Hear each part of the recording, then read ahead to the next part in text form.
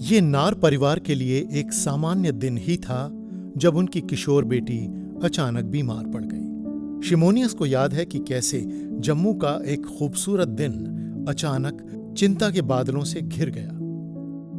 2024 में 21 अप्रैल मेरी बेटी को अचानक से फीवर आया।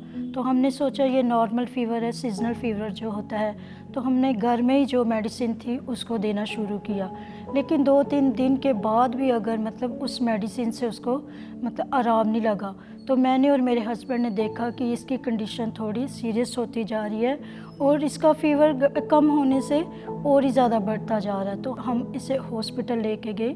कल तक जो बेटी चंचल थी, आज तेजी से बीमार होने लगी, इतनी बीमार कि वो ठीक से चल भी नहीं पा रही थी। हम जब इस डॉक्टर के पास लेके गए तो डॉक्टर ने जब अपना ट्रीटमेंट शुरू किया तो उन्होंने कहा कि टाइफाइड का टेस्ट इसका करवाओ। तो जब हमने टेस्ट करवाया, इसको काफ़ी वीकनेस होती जा रही थी, ये वॉशरूम भी नहीं जा पा रही थी और ना ही ज़्यादा समय के लिए ये बैठ सकती थी। तो ऐसे ही इसका फीवर कम नहीं हो पा रहा था। हमने और दूसरे डॉक्टर को कंसल्ट किया, वहाँ से भी इसको ज़्यादा आराम नहीं लग रहा था।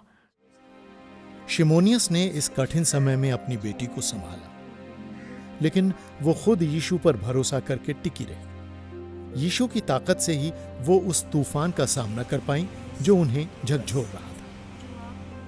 हम थोड़ी देर बाद हम दोनों उठकर इसको देखते थे और जब हम इसके पास बैठते थे हम दोनों प्रार्थना करते थे। जितना भी जो भी परमेश्वर का वचन हम जानते थे कि जिससे हमें तसल्ली मिलती थी और हमारी बेटी को हम विश्वास करते थे कि इस वचनों के द्वारा परमेश्वर हमारी बेटी को ठीक करेगा, तो हम उन्हीं वचनों को बोलते थे।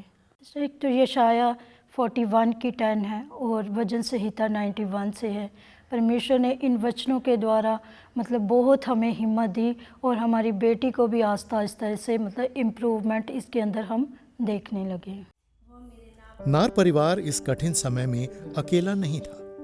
उनके पास परमेश्वर के वादे थे जिन पर वो दृढ़ रह सकते थे और कलीसिया थी जिस पर वो भरोसा कर सकते थे।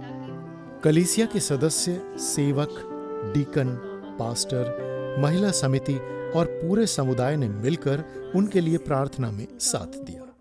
ये बीमार थी तो इसको था कि मैं चंगाई नहीं पा रही थी, तो ये जब बाइबल पढ़ने के बाद इसने आंखें बंद करके ऐसे ही बैठी हुई थी कि जैसे इसको पूरा चर्च दिखाई दिया। इसकी ये सोई नहीं थी, इसे ऐसे आंखें बंद की थी तो इसे पूरा चर्च दिखाई दिया।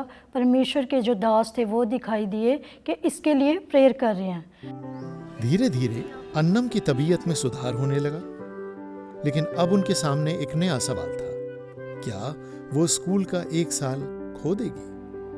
ये अंदर से सोचती थी कि मैं तो ठीक नहीं हूँ, मैं कैसे अपने एग्ज़ाम की तैयारी कर सकूँगी।